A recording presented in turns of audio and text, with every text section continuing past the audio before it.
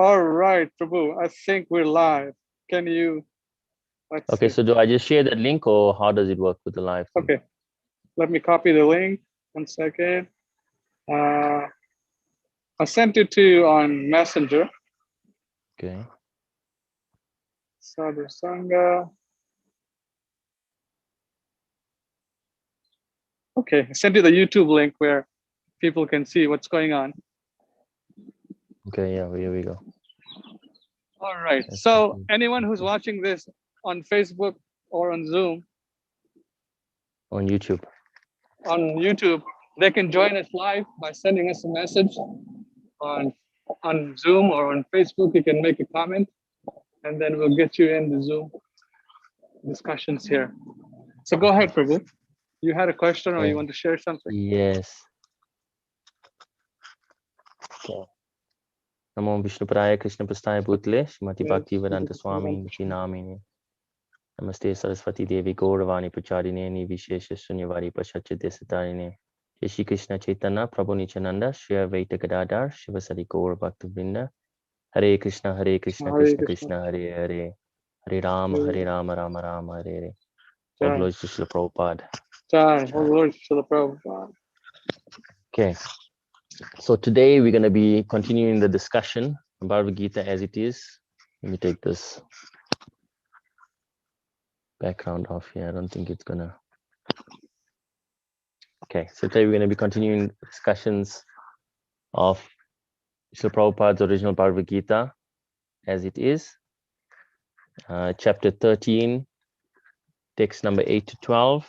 We're just going to continue from this. So this is the second part of it.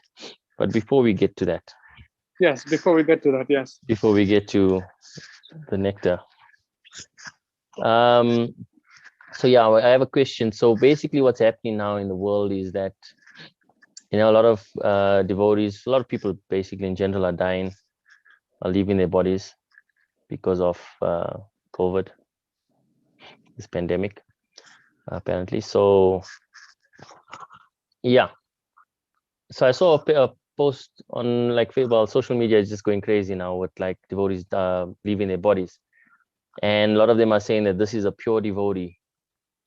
Oh, that guy. You know, yeah, Yeah, exactly. So Panchagri or yeah, whatever his name is. Yeah. so for me, like, you know, I don't know, because now then I feel like I'm the mad person because I don't see that person as a pure devotee. I'm sorry, I don't, you know, maybe if he is, I'm causing offense, I don't know, but I don't see it as a pure devotee. And then I was having a discussion with one devotee, and they were saying that it only takes 1 minute. If they played Srila Prabhupada's message, it only takes 1 minute for somebody to surrender to Krishna. Right. So I said, I understand that. And yes, by all means, 100% agree. It only takes 1 minute for you to surrender to Bhagavan. Right. But the thing is that if one, you know, then I bring the story of Ajamil into the picture. Ajamil chanted the holy name out of without offense, out of anxiety for his son Narayana, because he was in fear, but out of anxiety, without offense. That's why the Vishnu Tutas came, right, to save him. So this devotee that left his body, he committed the first offense against the holy name, which is to disobey the orders of the spiritual master. Right. So there is an offense against the holy name. So how can one be saved at the time of death? Because Srila Prabhupada says in his purport in Srimad Bhagavatam, I got it here. Let me just read this. I just want to read this. One thing before you start, people are saying he's a pure devotee, so they must be able to define what is a pure devotee. Exactly. Because nowadays apparently there's so many, apparently there's so many pure devotees walking around that I can't see. Maybe there's something wrong with me. That's why. You know, everybody's a pure devotee nowadays. So I don't understand. So what is the definition of pure devotee? Maybe they're talking about, you know, milk touched by a serpent, and that can be considered pure devotee to some people, right? Exactly. Yeah. So some people, everybody is, you know, a pure devotee. Some, I don't know. But anyway, they don't have any authority. That's the thing. I don't think they've reached the Prabhupada's books, Guru Sara and Shastra. But it's a lot of these devotees that are actually saying these things. So Yeah, one meaning of pure devotee is he has no material desires. So Yes, we must see if a devotee has any material desires. So how can you see if someone has any material desires or not? One way you can have is by association with him. Like Prabhupada yes, says that, if mm, one wants to take a spiritual master, then he must associate yes, with him for some time yeah, and see, exactly. is it in line with Guru Sadhu Shastra? If there's any doubt, okay, then you don't take. Yes, So mm, first of all, they're making a statement which they do not know the definition of. They're saying he's a exactly. pure devotee, she's a pure devotee, everyone's a pure devotee. It was a pure devotee. Yeah, Then Krishna says, Bahunam Janmane Jnanavan. After many, many births, one surrenders unto me, knowing me, the whole that's right. thing. So if there's many pure devotees, then why does the institution have so many problems? Bhakti Vikas Swami is a pure devotee. Why is he complaining against his god brothers? They Exactly. want to crush him. They want to do this, do that. So if they're all I pure see it. devotees, Yes, see the logic I where see it as Krishna is the with this? yeah. I see it as that. So with the management into GBC, I see it, or with ISKCON itself, I see it as the story of Mohini Murthy, where Yeah, the bigger demons wanted to take the smaller demons, the more less powerful demons, they wanted to take the nectar.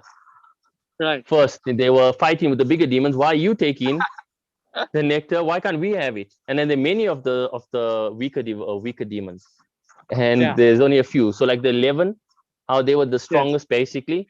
They were getting right. fought at because when the zonal acharya system happened, everything is in Srimad Bhagavatam. Everything is in Srila Prabhupada's books. Everything we see happening in ISKCON today is just as it is in the Bhagavatam. People don't read it. Just like how we were discussing last week about Bhagavad Gita, about the Kurus and the Pandavas. There's two sides. You have to choose a side, and it's Yes, within ISKCON actually. So just like that, the smaller demons are fighting for that pot of nectar of immortality, and the bigger demons didn't want to allow it. So they had the zonal acharya system happening, and when that failed, then they started just initiating everybody. Then they started with the rubber stamping. yes, And yes. now they have, apparently now you can apply for sannyas and you can apply for guruship and stuff like that. If you have the money, apparently, then you can you can be whatever you want. You can be a god even. I think. I don't know. So yeah, then so these people that's calling these people that are leaving their bodies, they're pure devotees. Is unfortunate. Prabhupada says, I was reading this one lecture while I was listening to Prabhupada today, but I also read the small passage here. Prabhupada gave this lecture on the Bhagavad Gita, the 17th chapter, 1-3 in Honolulu in July 4th, 1974. So Prabhupada said in his purport, this is just a section in the purport. So Prabhupada says, everything is there. If one is disobeying the spiritual master, he cannot remain in the pure status of life. He cannot be Shiksha Guru or anything else. He is finished immediately, right? Then he Yes, says, you do not study these things, you become initiated. They are 10 kinds of offenses. Do right. you have any regard for these, or do you have any regard for these things or not? You must avoid these 10 kinds of offenses. And the first offense is to disobey the orders of Guru. That is first offense. So if you are offensive, how can you become advanced by chanting? That is not possible. Yeah, That's just an excerpt of that purport from Srila Prabhupada. So, like, even if somebody says, okay, to me, like, yes, it takes 1 minute to surrender to Krishna. And we mustn't use that as an excuse. Okay, now the last minute of my life, now I'm going to surrender to Bhagavan, right?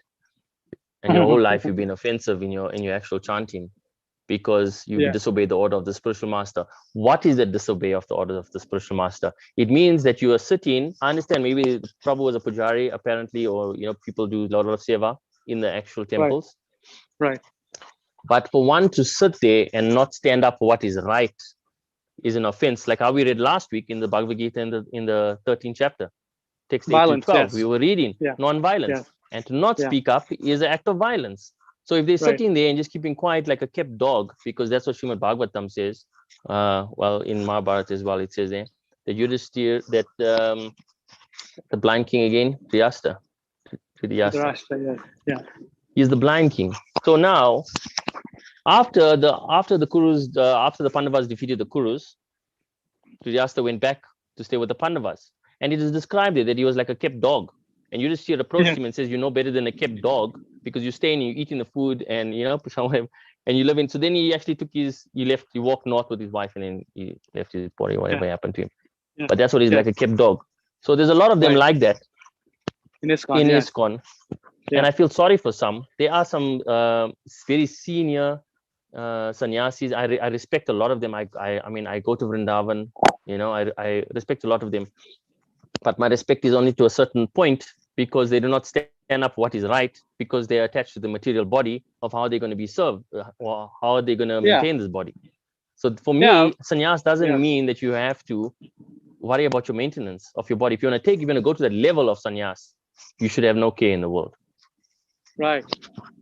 Yeah. So that's the problem. These people have material desires. So first thing is, a pure devotee has no material desires. So having a comfortable place, having a comfortable bed, this, that, what is this? These are all material desires. It is very sad.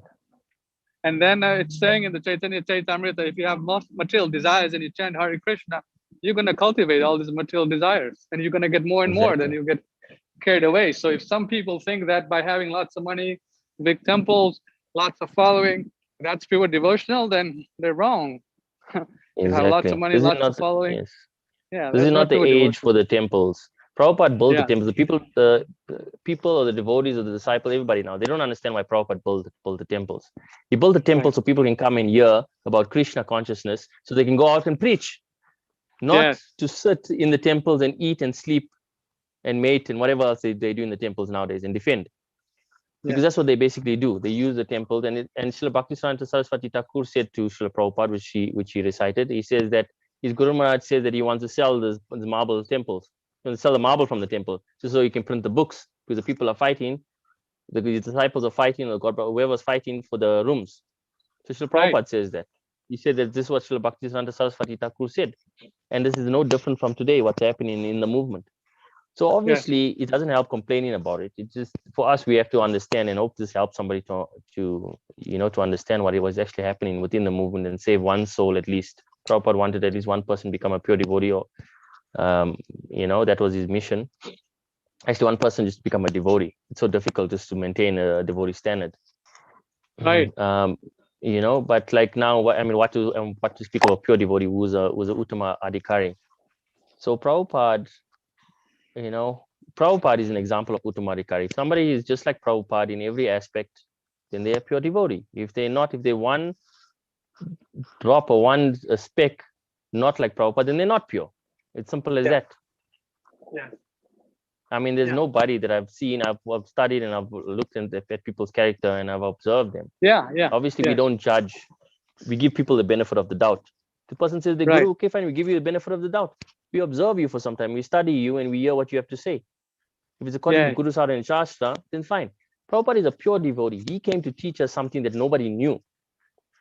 What is all the other so-called pure devotees teaching us that something new? Nothing. They can't teach us anything new. They're only repeating what Srila Prabhupada says. Just like what we're doing. We're preachers, we're trying to preach the holy name of the Lord, and we're repeating according to Guru Sadhana and Shastra, repeating Srila Prabhupada's words. So we are disciples of Srila Prabhupada. We can't be on the same platform as Srila Prabhupada. We can't take disciples. Who's going to take a disciple and bear their sins? It's only a crazy person who's not qualified. Unqualified people are not taking on disciples, and they're going to pay for their karma. They don't understand. They have to take repeated birth over and over again to come and save their disciples. And they can only make, like last week or the other day we were reading the Bhagavad Gita, they can only make advancement to that level of their guru. It makes no sense how they actually, they're living their lives. If you study these disciples of the gurus, if you study them, you'll see, a lot of contradictions in what the guru says, how the guru behaves, how the disciples behave, because they have all types of gurus, Radhanath, Jayapatak, Kabir, Krishna. You put them together, they'll be out of control. They'll always have a disagreement. My guru said this, my guru said that, but artificially they somehow make it show that, we're all one group. But no, it's all divided. Yes. If they took Prabhupada as the spiritual master, Prabhupada's original books, letters, conversations, and they discuss like we're having a discussion, then they can have a wonderful sadhu sangha.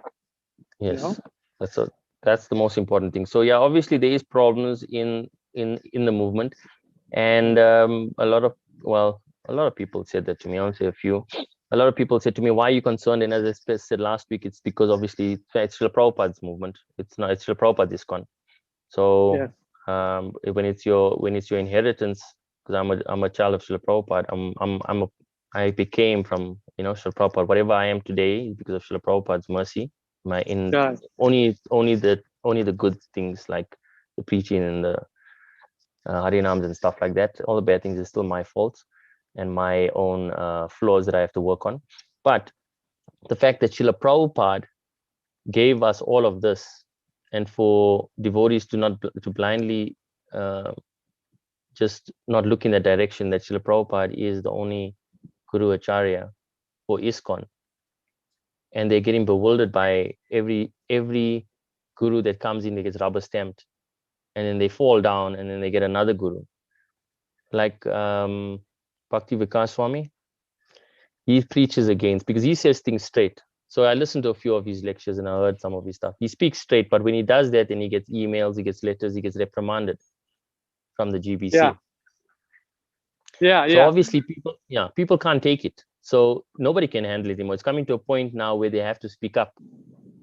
But because they're so reliant on their material attachments, although they took the sannyas cloth, the sannyas cloth, they have nowhere to go and they're worried about it. They're not fully surrendered to Krishna. So that's where it comes back down to that one moment or the 1 minute to surrender to Krishna, 100%. Right. And it's our duty for devotees that are dedicated to Krishna consciousness, that accept Srila Prabhupada as the only guru of ISKCON, to make a difference for this movement. It's not to say a lot of devotees just walk away. I'm going to another camp. I'm going to this guru, I'm going to that guru, I'm going everywhere. The cowards, that's what they do. Because they're basically cowards. And I'm telling you, I tell everybody that they're cowards. Because as soon as you can't defeat these demons that are within the movement, and how do you defeat them when we come to that point? Because you can't defeat these demons within the movement, what happens? You run away like a coward. And then you go to another camp. And then you sit there and then you get the knowledge, and then whatever you're doing, some other stuff. So the way to defeat them is by practicing according to what Srila Prabhupada said. You do your Harinam Sankirtan, you do your Krishna Prasadam distribution, book distribution, you do your spiritual, your devotional services, the 9 devotional services that you can do. And you do that in your own way, and you cultivate devotees, or you cultivate yourself. You just become a devotee yourself. You practice sincerely. And by you doing it and you associate with others that practice in that manner, automatically, by sadhu sangha, people will change their mindset, people will change their consciousness and understand the truth. That's how you actually defeat these. Because once they have no followers, then it's done. Because when the last one leaves, then it's all over, because these their disciples don't know. They're going to be fighting for everything. They're struggling to maintain that, what's the temple? That the Freezer Swami, what's his name? Bhakti Charu Swami? Yeah. That one? They're struggling. Yeah, that one. They're struggling to maintain that temple, to upkeep it, apparently. They keep on asking for funds. Yeah. You don't need funds to maintain temple. Prabhupada never had, so when Krishna blesses you, it's done. They just put Srila Prabhupada's picture when they need money. When they need Lakshmi, then they put Srila Prabhupada's picture, get the Lakshmi, and then they put their picture when it's time for the name, fame, woman, and wealth. That's what they're doing. And then the devotees are so bewildered that they can't see that. They're becoming their disciples. It's a very sad thing, but hopefully one day in the future, that's what I'm saying. I mean, we doing all this preaching, Harinam Sankirtan, this YouTube videos and stuff. Whoever watches it in the future, because this is basically planting seeds now. Right. You might not even get the chance to even see which these videos or the Harinam Sankirtans that I even trying to hear in Africa. So many times I went out and I'm chanting Hare Krishna and I'm doing Harinam, Krishna Prasadam distribution. I don't see any devotees. I don't see people becoming devotees, like, taking it up seriously. Maybe you get a very rare 1 or 2, but I don't see that. But then it's not up to me to know, it's not the fruits that I should worry about of the tree. I must just do the service, the devotional service, because it's like planting the seed. I might not even see that tree come up in my life. I might not even see the fruits that the tree bears in this lifetime. It's for the future generation. So that's why all of these things, this devotional service, sadhu sangas, Harinam Sankirtan, Krishna Prasadam distribution, book distribution is very important. Very, very important. It's to help others. We don't do it for ourselves. Right, right. It's easy. Right. It's basically easy just for me and you to have a conversation. Some other people, we have a, the closed, ISKCON loves this, this closed groups. What's it called? Closed sanghas. Closed group. Closed programs. Yeah, closed programs. Yeah. Yeah. People, devotees must stand there by the window and then, can I have some association? Prabhupada never had closed programs. What nonsense is that? Where was this closed program stuff started? Because this guru, that guru, now it's a God brothers and God sisters group now. Yeah. That's what's happening in Sacramento. We have a couple of groups. We have Jay Patakas, Radhanats, Beer Krishnas, Tamal Krishnas. They all have their groups. Veda Vyas group. So different types of. It's ridiculous. I have no idea. It's ridiculous. None of them get along, and they're trying to make a temple. I'm just laughing. All of them are misers. I said, you guys have so much money in the bank account. Why not give 100,000 each? You guys have 20, 30 people. Exactly. Each person gives. They don't want to open the pockets. They don't want to. They don't want Prabhupada's original books. All these things are neglected. Prabhupada's original books. And you ask an intelligent person. It's very rare to find an intelligent human being these days. But then you ask them, why doesn't ISKCON distribute Srila Prabhupada's original books? Why don't they even have it for sale? Why don't they even have it? We have one devotee Mataji that's going to be attending now. I'll let her in. Yes. Her name is Shreya. Okay. Shreya Prabhu. Hare Krishna. Yeah, let them all come to hear this. Okay, let me see. Hare Krishna, Shreya Prabhu. We have Nityananda Das Prabhu. He's in South Africa. He's been preaching in South Africa for several years. So we're having a Ishtagoshti, or we're having a discussion on Prabhupada's books. So you can hear and participate, and you can share as we go along. You can share anything you like. Hare Krishna, welcome. All glories to Srila Prabhupada. Pranams. Okay, so what we were saying. So basically this is what's happening within ISKCON.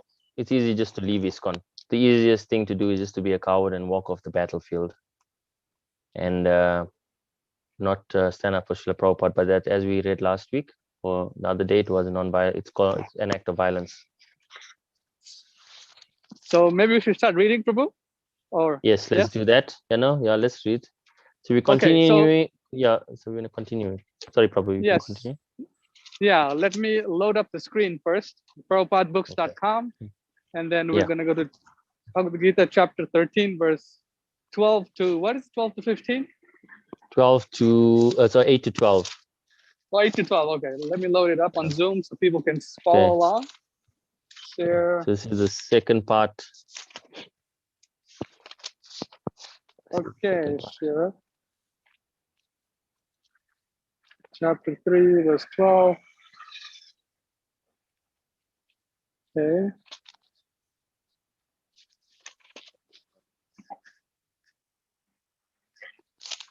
Chapter 13, verse 12, huh? Sorry. Yeah, chapter 13, text number 8 to 12, yeah. Okay, hold on. Okay. Yeah. So chapter 13, text 8 to 12, chapter entitled Nature, the Enjoyer, and Consciousness. We'll just glorify Srila Vyasadeva in the meantime while you're searching for that, Prabhu. Om Namo Bhagavate Vasudevaya. Om Namo Bhagavate Vasudevaya. Om Namo Bhagavate Vasudevaya. Srila Prabhupada ki jai. So we're here, chapter 13, verse. That's the one. 8 to 12. Okay. So what paragraph were we on? We were after simplicity. That's where we were. Actually, we can read simplicity again. Okay. Yeah, simplicity. Yes, we can read simplicity again, and then we can just continue from that. Last time we just ended off. Yes. You can scroll down also. You know that? Nityananda Prabhu? You can scroll down. Is it? on your screen. On my screen? Yeah. I don't think so, because I got it. Can It's you fine. try? I'll read from the book. Yeah, I'll read from Srila Prabhupada's book. It's fine. Okay. Okay, yeah. So we're here by simplicity on the chapter. Yeah, on the top. Okay. Oh, glory to Srila Prabhupada. Simplicity means that without diplomacy, one should be so straightforward that one can disclose the real truth even to an enemy. As for acceptance of the spiritual master, that is essential, because without the instruction of a bona fide spiritual master, one cannot progress in the spiritual science. One should approach the spiritual master with all humility and offer him all services, so that he will be pleased to bestow his blessing upon the disciple.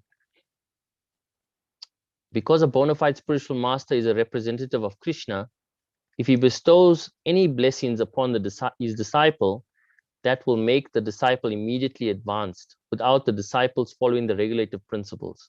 Or the regulated principles will be easier for one who has served the spiritual master without reservation.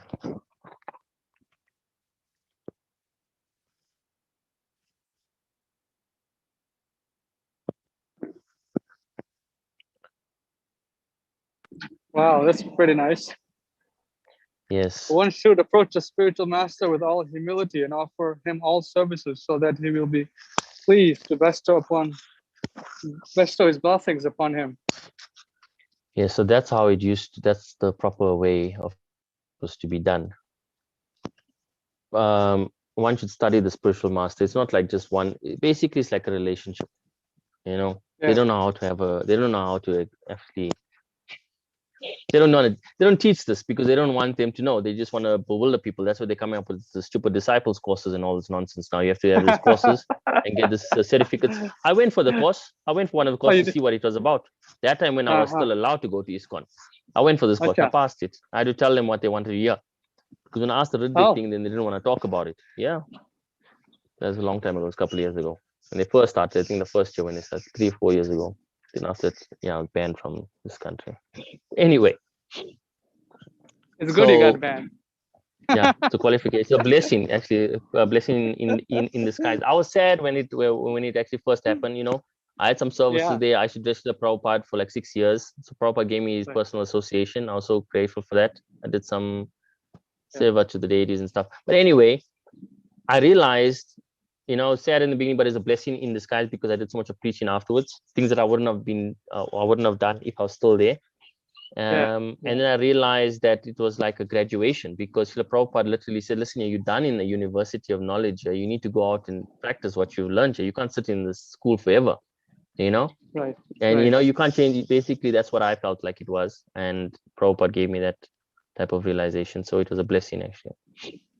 Yeah, now you're more independent. Yes, now you're more independent. You can do the program as you like it, as how Prabhupada wanted it, and you can ask any questions. You can express yourself as you wanted. So so much freedom in this outside the ISKCON walls, you know, the ISKCON temples. Well, actually, ISKCON is wherever devotees practice what Srila Prabhupada says and his teachings, follow his teachings and practice his instructions. Wherever devotees gather and follow, that is ISKCON. That's what Srila Prabhupada says. That is where ISKCON really is. ISKCON is not made up of walls and money and all of these other things. And if you don't have a deity that you want to worship, you can worship a deity within your heart. Guru Sahib and Shastra also confirm that. You can get a picture and you can worship that. And you can do so many things. You just need to read. That's all. It doesn't take a lot to read. It just takes your time, takes your sincerity, a little bit of intelligence, and then that's it. Prabhupada says that not everybody's going to become a devotee in this lifetime. So if you are listening and if you're on the spiritual path, you're very, very fortunate, very fortunate. And you should take it up seriously, because Prabhupada gave his life. Prabhupada gave his life just for you to become a devotee, for you to even make an effort to try to become a devotee. So Nityananda Prabhu, Prabhu asked a question. Can you see the question? She asked a question in the chat. Maybe you can answer the question. Let me go to the chat. Okay. I can't see the chat. The question. You can read it. It's like, she sent it to me directly. Okay, so I'll send. Okay, you just read it. Let me send it to. Okay. She's saying the spiritual master refers to who in the context, Srila Prabhupada or any teacher who is introducing us to the teachings of Srila Prabhupada? Srila Prabhupada, that is the answer. Right. Srila Prabhupada is the only spiritual master. Everyone else who's giving you a book cannot be a spiritual master. Maybe I'm doing book distribution. I'm giving you this book out on book distribution. I cannot be a spiritual master. I'm introducing you to Srila Prabhupada. That's on my only duty. And the only duty that we all were supposed to have to only be the introductory process of just introducing you to the spiritual master. A disciple goes and says, doesn't say, oh, I'm all great and I'm qualified. He says, oh, you're interested in spiritual life? I'll take your hand and I'll go to my spiritual master. This is the person that taught me spiritual life, and I would like you to meet him. And it's the spiritual master's grace upon you that you can, it's his mercy, it's his kripa that he will bestow his mercy upon you. Just like we read now, if he is pleased. So therefore you have to offer your services and to make him pleased, and then he'll reveal everything to you. He'll give you everything. He'll give you Krishna. So Prabhupada is the spiritual master. He's a spiritual master for the next 10,000 years. People don't understand this, that Krishna consciousness has come into play by Srila Prabhupada's mercy, because Krishna allowed it to come this way. I'm not denying that there's no other pure devotees in the world. Maybe they are, but pure devotees don't reveal themselves so often, because they're already on the higher level. They're on another level. Preaching is for one who is very bold, and Srila Prabhupada was a very bold preacher. Actually, I've listened to a lecture yesterday and today exactly. I replayed that lecture where Srila Prabhupada predicts that they're going to basically, kill him. That's what he predicts when he was talking about Jesus Christ, and he says maybe one day they'll do that to me. And I must actually share that recording with you, Ramachandra. It's amazing. I'm going to do a short cut of it, and I'm going to actually post it on YouTube and then just share it out with everybody, because that's very rare. It's a conversation Prabhupada was having, and he predicted this, and he's like, maybe one day. And then he says, but I'm not that important, so it doesn't matter. But he's going on. So it was like really, that was really something. So yes, Srila Prabhupada is the only spiritual master for ISKCON. There's spiritual masters for every other sampradayas. You must remember something. There are different sampradayas. There's basically 4 sampradayas that comes down. So from our line, we come from the Brahma Madhya Gaudiya Vaishnava Sampradaya. That's our lineage. Then there you get Lord Shiva. The Shivites, they have their own sampradaya. You get Lakshmi Devi. You get her sampradaya, Shakti sampradaya, and then you get the 4 Kumaras. She knows they have all their own this, sampradayas. Yeah. She knows this. Yeah. Yeah. So basically, they have their own sampradayas. But our sampradaya, we follow from Lord. So Srila Prabhupada is 32nd in line from Krishna when he spoke, and he is the only spiritual master, because we're getting the knowledge directly from him. Yeah. But it's a very nice question. It's a very nice, informative question. Thank you. You want to continue the next? Yes, Prabhu. 1 second. So that first sentence is very important about simplicity, that one must be able to reveal his mind without any duplicity. So yes. So this is one of the reasons why we're having these discussions online, Sadhu Sangha or Ishtagoshti, where people can reveal their mind, truthfully, how they feel, and then we can have a discussion based on, okay, you have a doubt, okay, you have a question, let's discuss. Yeah, we can discuss it according to Guru Sara and Shastra. Let's just have Sadhu Sangha, and there is no question that we will not answer or be afraid of. Even if I don't know the answer, if one of us we'll find the answer. Find the answer. Yeah, exactly. It's very simple. We can find the answer. Prabhupada left to give us everything. Prabhupada gave us the key to Goloka Vrindavan. The whole point of Krishna consciousness is for us to cultivate our bhava bhakti until we reach prema, and then identify our eternal Braja Swarup. Basically, that's it. And then when we can actually taste prema bhakti. Prabhupada gave us everything. I don't understand why a lot of people run from this place to that camps and everything else. I don't understand. It just bewilders me sometimes. All right. Okay. So let's yes. So just another side point on that. So, Shaindra Prabhu liked that verse very much. This verse or this part here, simplicity means that, Without diplomacy, one should be so straightforward that he can disclose the real truth even to an enemy. Although you are staying there in ISKCON, where they murdered him, he still spoke the truth without any fear, and that's what I really appreciate about him. There's a lot of devotees. Well, there's a few, there's not a lot, but there is a few that actually stand up for the truth under all circumstances, and that's what it's about. The only leg of Dharma, or the bull that's left standing, is truthfulness in this age of Kali, and it's up to us as devotees to uphold that last leg of Dharma, the bull. Because once Kali chops that leg, then we're all done. Then it's full on Kali Yuga, and the 12th canto, it describes everything. You guys see the highlighted part? Oh, there you go. Bona fide spiritual master. So, Yeah, bona fide. So people must be able to identify who's a bona fide spiritual master. They don't teach that in the ISKCON disciples course. Yeah, they don't teach that. Right? Do they teach a how lot to of identify? They don't teach that. You ask questions that are, they can't answer questions there. So that's basically it. They brainwash. It's a step of brainwashing devotees. It's an extra step. It's like a security measure. It's like an extra. So if you're not properly brainwashed, then they'll find out in that course, and then you can't really go on to the next stage. And people are so desperate. And people are so desperate for name and fame. I need to get initiated. I need the name. This name means so much to me, so I can be identified in the society, in this group that I'm initiated in this line. Where Prabhupada clearly says, and I posted it, it's on my YouTube channel there. I made that video. Prabhupada says there that official initiation has no meaning if one is not surrendered to Guru. It's so simple. Official initiation is just, what's the point if you're having all of that, but you're actually not surrendered to Srila Prabhupada? You're not surrendered to, and who is Guru? Guru is Srila Prabhupada. Srila Prabhupada says the final order was, he nominates these 11 Radvikacharyas, and that was his final order. And then they disobeyed the final order, and one who disobeys this order of a spiritual master, his chanting is 0. It's an offense against the holy name. His chanting means it's namabas. He can get bhukti and mukti, but he'll never achieve prema bhakti. That'll never ever happen. Okay, maybe we can continue, Prabhu. Yeah, let's do the next one.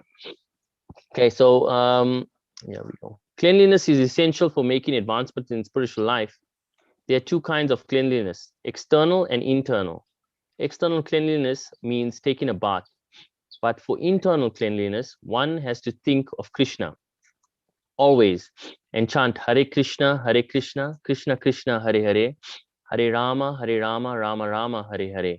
This process cleans the accumulated dust of past karma from the mind.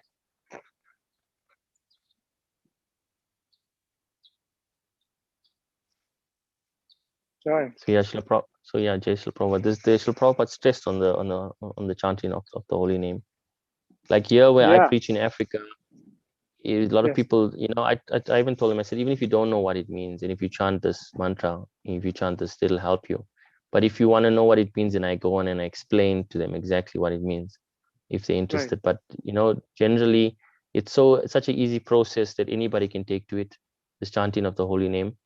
But Chaitanya Mahaprabhu is so merciful that he actually gave us this, the holy name, and obviously in the land, in the battlefield where I am preaching, Krishna Prasadam and the holy name,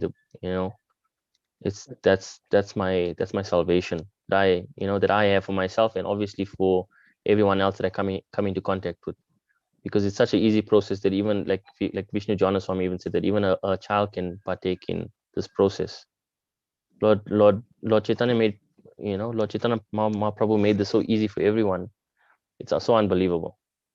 It's such an easy process to follow, but it's so difficult because it's so simple. When you go chanting on the streets, are mostly Africans that join you, or all kinds of people?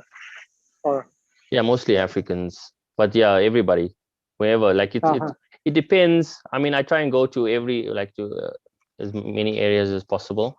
Areas untouched.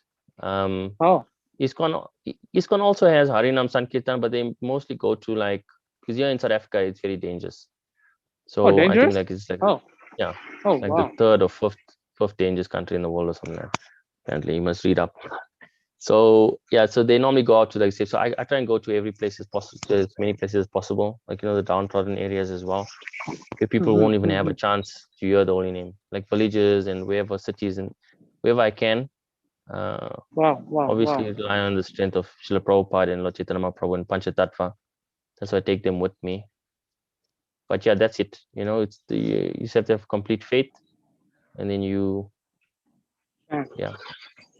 A lot of people, the last sentence of that paragraph, it's saying a lot of people want to get free from karma, and Prabhupada is saying that by chanting Hare Krishna, all your karma. So what does that mean? Like the last sentence, people want to get free from bad karma, right? Oh, I have this karma, I have Yeah, from that karma, karma. I've suffered. Yeah, so the karma is the reactions that we get for our deeds, for our past deeds, or whatever deeds we have. So we actually have anarthas. The anarthas are called the weeds of basically unwanted things that's within us, and by being in this material world, we constantly accumulate these anarthas, which actually is like karma, because whatever we do, for every cause there's an effect. So we get a reaction. So when we chant Hare Krishna, it cleanses the karma of our previous lives. Means that good karma and bad karma. It's not only bad, because even if you have good karma, you still come back to this material world to enjoy your good karma, or you get elevated to the heavenly planets. So by chanting this Hare Krishna Mahapantra, this process of cleansing the mind, what it does, it reveals your true identity of who you really are. That I'm not this body. I am part and parcel of Krishna. I'm a spirit soul, part and parcel of Krishna. That's what it makes you do. It uncovers the dust that I'm this body, and I'm in this material world, and everything that is attached to this body is I and mine. So that's what this process does firstly. And from there, you get higher elevation as you identify, yes, now I'm not the body. Now what must I do? Now I know I'm a spirit soul. What must I do? And as you continue chanting Hare Krishna, Prabhupada says you don't even have to read. You don't have to know any philosophy. You can just chant Hare Krishna and automatically Paramatma within the heart will reveal everything to you. If you're sincere enough, and if you continue chanting from Namabhas, you chant until you chant into Shuddhanam, until you get to the pure name. And it's simple. And then, so you can, everything will be revealed to one in their heart. Somebody doesn't even need philosophy. Prabhupada says all you need to do is chant Hare Krishna. But if you want, we have philosophy for you for your intellect to satisfy your mind, to clear your doubts. There is transcendental scripture. That's what Prabhupada sacrificed his time. He never even sleep. 2 hours a day, 2 hours a night. Prabhupada was amazing. Prabhupada was such an amazing personality. Like for me, it's very emotional. Like with Prabhupada, what he's done. For me, I feel that Prabhupada has done everything for me. If everybody looks at it in a personal way, not like for the world, if you look at it for your own self, like Prabhupada, Prabhupada came from the east to the west just to come and translate and chant Hare Krishna and make all these temples. And just for me, how fortunate am I? Just so I can get a book, just so I can read, so I can know Krishna. If everybody thinks like that, they'll eventually understand who, that they'll owe their lives to Prabhupada. Life after life, there's no, we actually sing that, and we have that bhajan. We have to pray to the spiritual master 3 times a day, Guru Vandana. And then, we say, Janme Janme Prabhu say, my Lord and Master, birth after birth. That's why when people say to me, okay, yeah, you are not initiated from, I'm not formally initiated. Huh? I'm not formally initiated.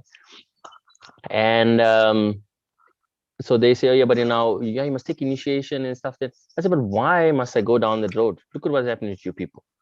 I'm not going to go down. I'm doing myself. Yeah, look at what you're sitting and eating and mating and defending in the temple. That's what you're basically doing. You're having parties, and the people out in the world are suffering. Right. What is this? Having festivals. Let's throw the flowers. Let's have all this other stuff. I don't know what you want to do. Do all of these things. And this mating thing that's going on in the temples with the girls and the boys mixing and all this nonsense. That's what they're doing. And so now I'm thinking to myself, why must I get initiated when I'm already doing what I'm doing? And then the devotees say, and then people say, but how long are you going to last? Huh? It's not worth anything. And then I'm telling them, well, it's lasted me so long, and it's been a couple of decades now. So I'll ride it. I'll ride the wave until it ends, basically. And I know the wave will never end. It's Srila Prabhupada's mercy. So it's just to go to show. I'm just giving. I'm not saying that whatever I've achieved is by Srila Prabhupada's mercy and Krishna's kripa. So that's basically it. And my life for me is an example. I can just preach my life because I got a deeper story in there. But my life is all because of Srila Prabhupada. Srila Prabhupada's mercy. Whatever I've achieved spiritually is because of Srila Prabhupada. Whatever I've tried to do is because of Srila Prabhupada's words and Prabhupada's books. And I associate with Prabhupada every day. But listening to his lectures and reading his original books. And everyone can do that. Every single person. Nothing stops you from downloading original books from Prabhupada. It's free. You can read it to your heart's content. You don't have to pay. You can listen to Srila Prabhupada's audio lectures for free. Everything is free. But yet they'll go pay money to listen to the bogus gurus. Just yeah.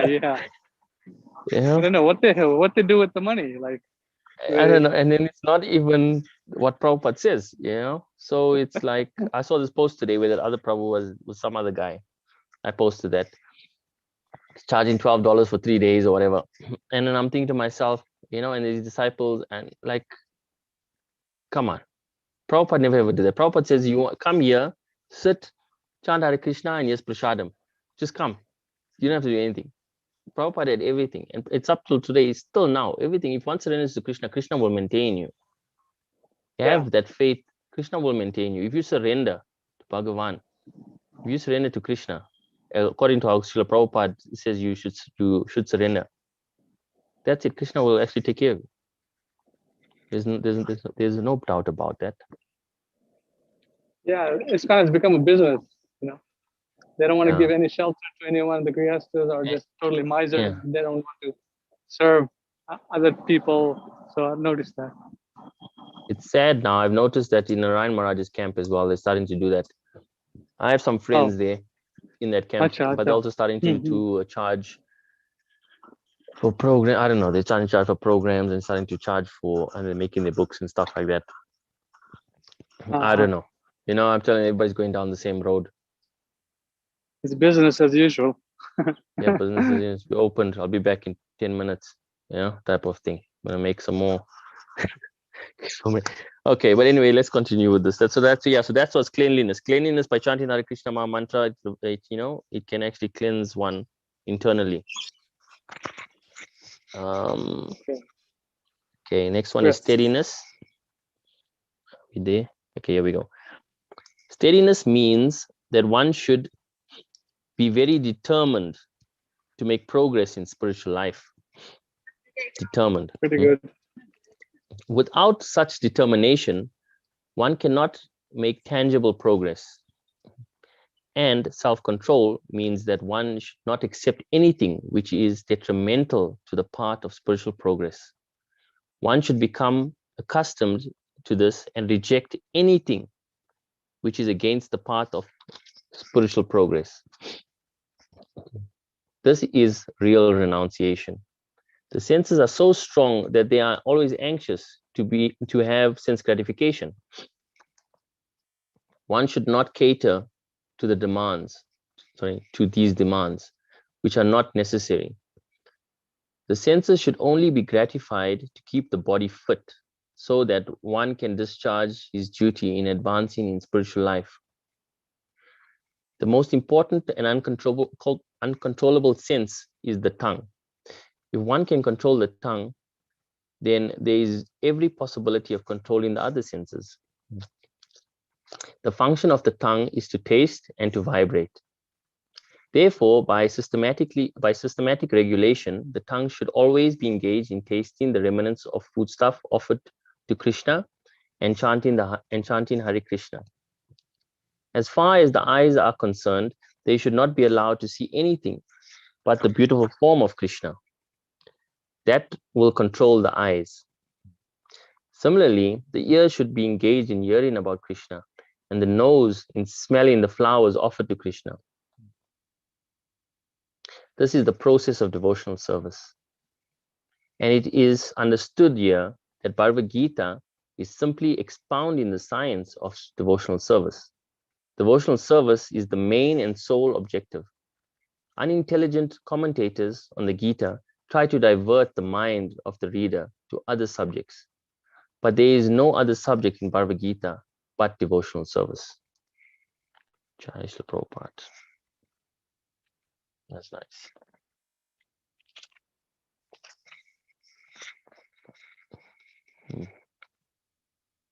So Prabhupada, I got a question here. So let me ask you a question now.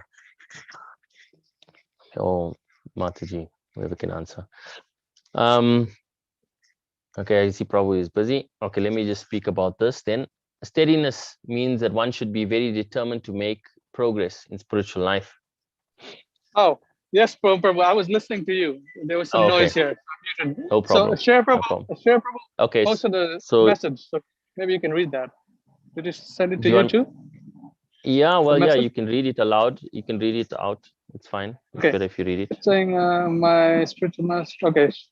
In my personal experience, I always immediately see some profound effect in my life, my surroundings in general, what I'm doing, and in contact with, parentheses, just something I felt I could share and experience. Is this something one experiences? Can you share the links of the original audiobooks? Yes. What's the Can share all donation the links. asking? Yeah. What's the donation asking practices in ISKCON temples? She asked that question. Okay, just rephrase all of that, Prabhu. So basically, she wants to know where can you get the original audiobooks and why is there donations, or what's the purpose of donations in ISKCON? Is that right? Yeah, practices. Yeah, what's the donation asking?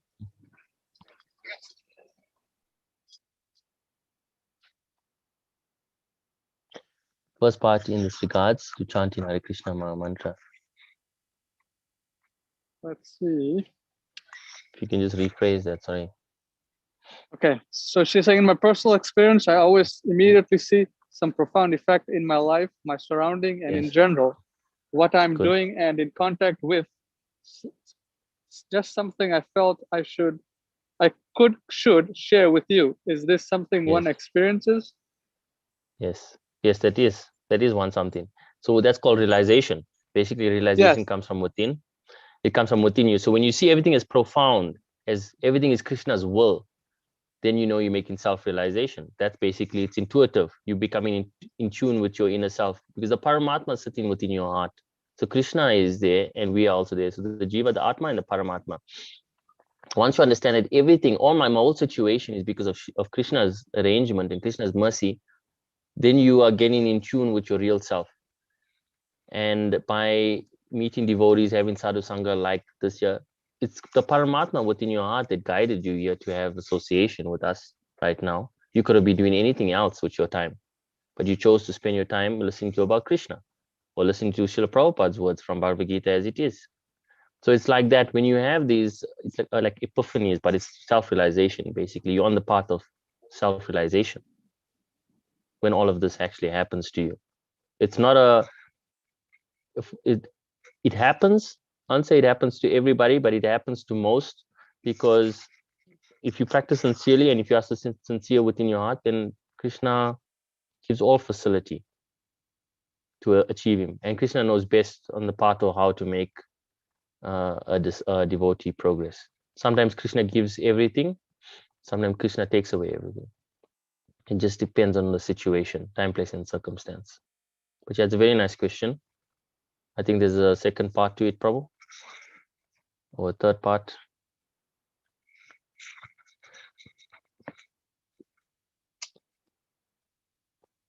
Prabhu is busy there.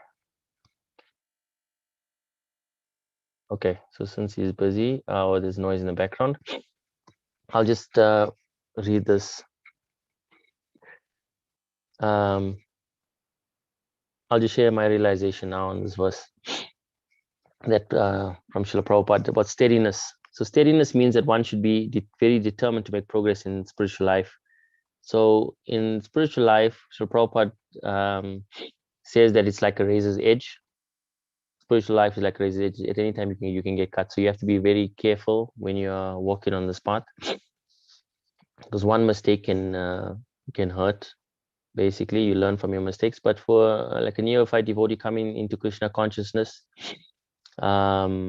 they get so much of mercy from Lord Chaitanya Mahaprabhu and Lord Nityananda Prabhu that it's it's amazing. They can hardly commit a mistake in the beginning.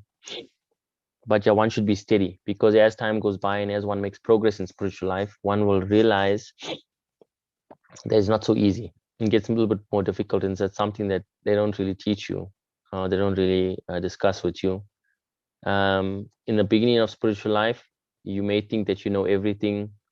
You have some little knowledge, you're on a constant high from chanting Hare Krishna, and but as things go by, as time goes by, and you serious about your spiritual life, you become more determined by continuing on this path. You'll be tested by Maya Devi, because what she does is, Maya Devi, she will in the beginning give you everything, give a jiva soul everything. She's the warden of this material universe. So she'll try and distract you from the spiritual path, from the goal of life. So she'll try and distract you by giving you everything that you want, satisfying your desires, or actually taking away everything. Sorry, the first part is taking away everything. Probably after giving you stuff, like giving you all the happiness of allowing you to experience Krishna consciousness, they'll probably take away all your material opulences or whatever you have, put obstacles in your life to cause distress, so that you can forget about Krishna consciousness and you can just live a material life. That's the easy part, actually. When everything gets taken, you have no one else to rely on but Krishna. Krishna says that in Srimad Bhagavatam, in chapter 10, text number 8, canto 10, chapter 88, text number 8, I think it is. Krishna says, the one I favor the most, I take away everything. Therefore, they have nowhere else to turn to me. Therefore, they have nowhere else to turn to but to me. And they cry just like a baby crying for its mother. So there's a special mercy from Krishna. But Maya Devi also takes away things from one's spiritual life, or puts obstacles in their spiritual life to distract the devotee who's on the path. And that's for the benefit of the actual devotee, to see how determined they are, how steady they are. Like in this verse, Prabhupada was saying, steadiness means that one should be very determined to make progress in spiritual life. So that's to test your determination. And then Maya Devi, if you pass that test, there's many tests from Maya. And if you pass that test, then Maya Devi will give you everything. And that's the most difficult, because when you have everything, then you get basically distracted more. And what she does is they give name, fame, woman, and wealth. That's confirmed in Guru Sadhana and Shastra. That's why you see so many people within the institution, especially in ISKCON, that's why I've mostly studied, or been around or observed, that they get carried away with name, fame, woman, and wealth. And then they get deluded from the actual goal of life, which is to cultivate prema bhakti. Cultivate your bhava first, and then obviously prema bhakti. And that's what, that's why they don't teach all of these things. People, you can't ask questions in ISKCON or important questions that's important for the soul, because they don't know themselves. And even if they did know, they wouldn't want to share it with you, because that's in the mind of or mentality of a demonic person. Okay, Mataji, you ask a question here. Sorry, how do I get to these questions? I just need to chat. Okay, here we go. Okay, sorry. So your first question on the top, I haven't seen this. Yeah, what's the donation asking practices in ISKCON temples? I don't know. I mean, ISKCON nowadays, they just ask for donation for everything. For everything and anything. I don't know what's their story. Prabhupada says that if you want to give something, you can give to offer to the deities. That's basically it, as far as I know. You surrender to him, to Srila Prabhupada, and you offer your life to him. You offer whatever you want to Krishna. But nowadays they ask for donations for everything. So that's the first question. I'm not sure, maybe Prabhu can answer that more, because I've never been to an ISKCON temple in a while, but I do see their adverts on social media requesting for donations all the time. Okay, so the next one, you said the first part is in regard to chant Hare Krishna mantra. Okay, cool. There's two things. Sometimes it's the mind that doesn't wish to bend or break some habits, and the other is what the heart says. How to find which one to follow? And when this happens, I just give up asking Krishna to tell me what I should do. Well, so your question is between the mind and the heart. The mind tells you to do one thing and then your heart tells you to do another thing. Well, let's think about it. Krishna, the Paramatma, is with my heart. So I might as well follow my heart because Bhagavan is there, Krishna is there. But yes, we should use our mind for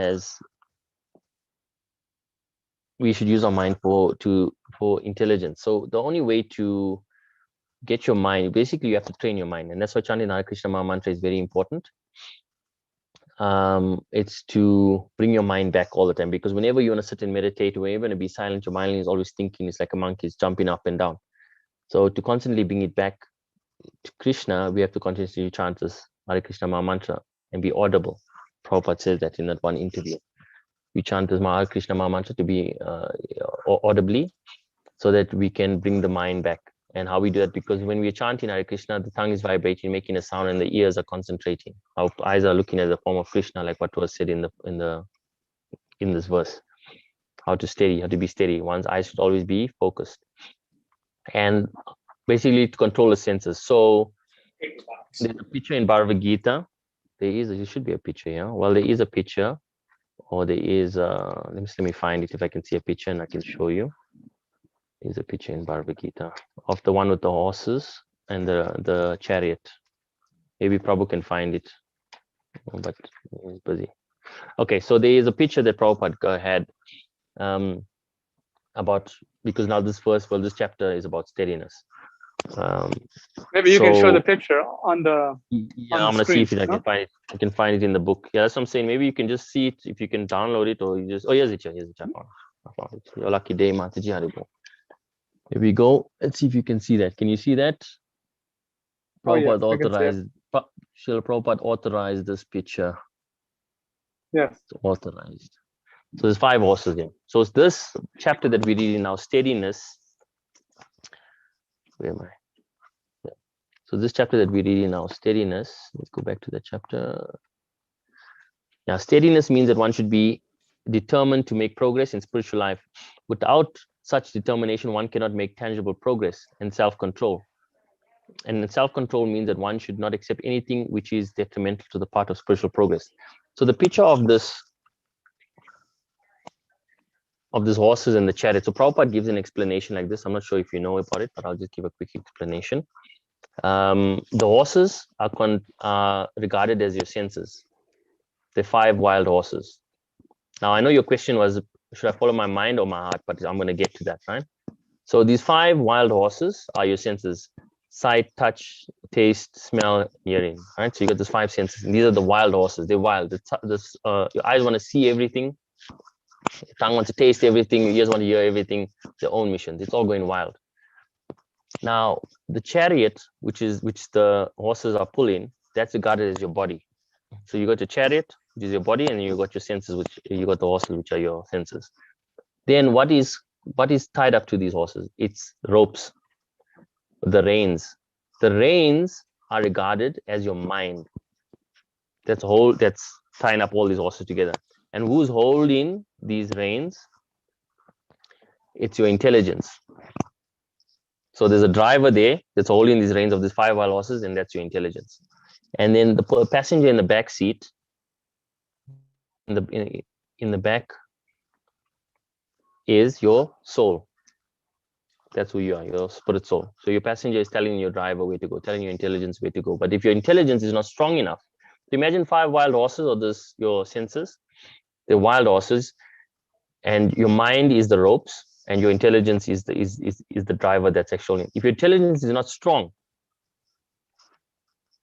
it's not strong enough to hold the mind or hold these ropes which are controlling these 5 horses, then your chariot or your body will go in different directions everywhere. It'll be uncontrolled. So the first thing, so that's why Prabhupada says with intelligence, one has to control the mind with intelligence. So by reading Prabhupada's books, by listening to his audio lectures, you'll understand, and that controls the mind. When you're referring to your heart, it means the soul, basically, because the soul only wants happiness. The soul wants to become, the soul is Satchitananda. It just needs a Vigraha body, but it needs to identify. You need to identify that you're eternal, You know when it will be back? Kind of reinforced. You need to identify He that you're just went home to eternal, get his ID blissful, Okay. because he needed it for- and he's full of knowledge. using cash to buy something. That's what you had have ID. to. Yes, yes. Okay. Yeah, so that's what you have to identify with. You have to identify that you're basically your eternal Braja Swarup, or your eternal position in existence is that you're eternal spirit soul, that you're full of knowledge, Satchitananda, Satchitananda, full of knowledge, eternal and blissful. And yeah, so once your mind is under control by the intelligence, then automatically your mind will follow your heart, because your heart is what Prabhupada is where Krishna resides, is where the Paramatma resides. So I hope that answers that question. If it didn't, maybe Prabhu can answer it in a better way. Yeah, we can go on to, so that's basically steadiness. So Prabhupada says that one should control the tongue, because out of all the senses, the tongue is the strongest sense. That's the strongest horse, basically. And once you control the tongue, all other senses will come into play. Will follow this main horse, which is your tongue. Just like in a group, there's always a leader. In this 5 horses, there's always one that's a leader. And in this case, with our senses, the tongue is the leader. It's the strongest sense. If you can control this, all other senses automatically will follow. And how do we control the tongue? By chanting the Hare Krishna Maha Mantra, by vibrating the holy name of the Lord, and by tasting Krishna Prasadam. That's how we control the tongue. And when the tongue is controlled, all other senses automatically become under control. Obviously, you can control the other senses as well. Your eyes, by Prabhupada says, by just always looking at the form of Krishna, by your nose always smelling the flowers that are offered to Bhagavan. You know, with your hands, maybe you can play an instrument, you can sing for the Lord, things like that. You engage all your senses into the activities of devotional service. And Krishna will guide you, and Prabhupada will guide you. Guru is always with you. As soon as you start following the orders of the spiritual master, Krishna automatically becomes pleased, and Krishna will also give guidance, and Krishna will also bless you. Okay, the next part of the, what's the time? Okay, so we're going a bit over time here. I think we'll just do one more chapter, and we never even finish. We have to have a third.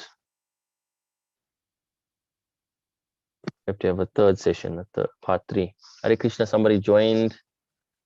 Hare Krishna. Haribol, who's this? They joined. Ananda Dev. Haribol, pranams, all glories to Srila Prabhupada. Yes, Prabhu. this is Andrew Ananda Prabhu from Texas. He got some books, Nice. and then he's been, I Yes. think, following Prabhupada for several years now. He's also kind of frustrated with the ISKCON, Very good. ISKCON Management. Yeah, it's management, very good. yeah, Or lack thereof. or lack of, Very right. good that you have that. It's very good that you are frustrated. It's the first Sure, sign of your sincerity. Yeah. Sure, Prabhu also has a question. She can ask one more question, Prabhu. Yeah, sure. You can. Yeah. You can ask as much Yeah. questions as you want. She said, Can I ask one more question? Yes. Please, can you once more talk about Maya Devi giving and taking away everything to test one? And when Shri Krishna does that, some examples of you can explain it with. You want me to give you some examples? Okay, so you want me to explain about how Maya Devi. Okay, so I was talking about how Maya Devi tests, because Maya Devi is under the control of Lord Shri Krishna. Okay, I'll try and explain the best I can, Mataji. So Maya Devi is under the control of Krishna at all times. So whatever happens is Krishna's will. So her duty, she's like the warden of the spiritual world. Of this material world. Maya Devi is the warden of the material world, and so her duty is to keep the jiva souls in line, intact, so they don't escape to the spiritual world and cause havoc. Because imagine if all of these so-called devotees and nonsense people are just making their way to the spiritual world, it'll be chaos there as well. So her duty is to test her devotee. If they're sincere, so you get Maha Maya and you get Yoga Maya. It's the same. It's basically Durga Devi, but Maha Maya is in the form of very strict, very stern always, testing you. It's basically like the kick of Maya. Prabhupada says it's like a kick as soon as you do something wrong, as soon as you overeat, for example, giving an example, like, as soon as you overeat, then you get kicked by the material modes of nature. The material modes of nature are under Maya, mode of ignorance, passion, and goodness. As soon as you overeat, you get constipation, whatever you get, you get indigestion, things like that happen. So then you cannot eat too much, you cannot eat too little in this way, because then you become sick. So you have to have a balance in life. So in that way, Maya Devi keeps all the devotees or everyone in check by her three modes in material nature. And when one is trying to make progress on the spiritual path, or trying to escape this material world, then it's like, a person trying to escape from prison. The sirens have gone off. Maya Devi is actually, Maya is looking for this escape person. And what she does is, she put more obstacles and stuff in your path so you can't escape. But once you are sincere enough, and once you can see that you're sincere and you pass all the obstacles, like which just determine, like the steadiness, what we were discussing now, and determination earlier. Once you can see that you're determined, you're not going to give up on this, then she sees your sincerity and she actually helps one on the spiritual. Then she becomes Yoga Maya. So the same mother that was shouting and reprimanding the child becomes a loving mother. Then she becomes Yoga Maya. She assists the devotee on their path to Goloka Vrindavan, to Krishna. And in that way, she also put obstacles and tests. But it's all, this time, the obstacles are to help the devotee progress in spiritual life. So there is different ways of Maya Devi actually interacting with each devotee. But yeah, basically she will take away everything. I mean, in instances, she can do, like for my example, I'll just give you, if you want to explain it, I'll give you my example of what happened in my life. So I was chanting Hare Krishna. I was like, what, maybe I think I was like 4, 5, 10 years ago. Right? So I was like, basically, let's say in the beginning when I was actually chanting Hare Krishna, I continued following the processes and everything. Then I basically lost everything. I lost my job. I was working. I did that, like, lost my vehicles, the cars that I had, all of that stuff. And I was like, oh my God, now what's happening? Like, materially, it's like a loss for me. Like, wow, I'm doing the spiritual practices, and that's what was said now with cleanliness in the chapter before. As you chant Hare Krishna, your karma from the past gets nullified, gets taken away. So this material, Krishna was showing me special favor, but I didn't understand it at that time. So my material opulence, so my material life went haywire, and I lost everything, basically, materially. But in the determination, my steadiness in devotional service, by Krishna's mercy, Srila Prabhupada's mercy, yeah, you continue the progress. You continue chanting, you continue your devotional life. And then Maya Devi, she'll basically give you everything. After some time, I got a better job. I got more vehicle, whatever, cars, more vehicles, everything I started having, everything opulent. And that's also a test, because then you can get carried away. Okay, now I got so much. Let me not concentrate on my spiritual life so much. Let's put it on, let me enjoy this material world. And that's where that test comes into play. So you have that choices. You always have a choice. How am I going to utilize my time now? Am I going to use it for Krishna consciousness, or am I going to use it for material consciousness in the material way? We all have a choice to make, and at every single second. That's what Prabhupada said, that this movement, it's called Krishna consciousness, because you have to be conscious of Krishna 24 hours a day. Even in our sleep, Prabhupada gives that example. If a devotee is continuously doing seva, sadhana and seva for Krishna, even in his dreams, even in his sleep, he'll be engaged in devotional service by thinking of Krishna. There's a remedy for that, actually. Prabhupada says, read Krishna book in the night and have a whole glass of milk. You'll have good dreams. So I hope that answers that question.